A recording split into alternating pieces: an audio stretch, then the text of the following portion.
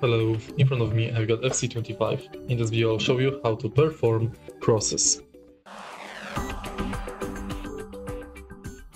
In the beginning let's go to Training Hub, Passing and Crosses. Enter it. And to perform cross, press square button.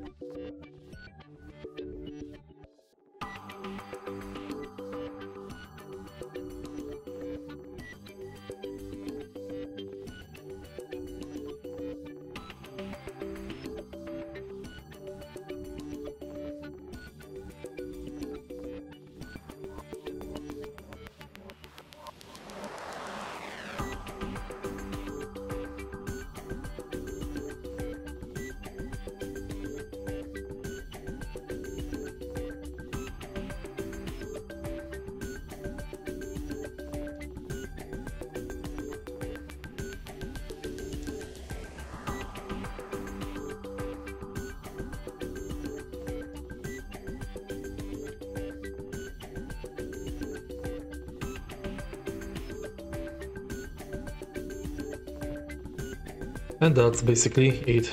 If you find this video helpful, please leave like, comment and subscribe.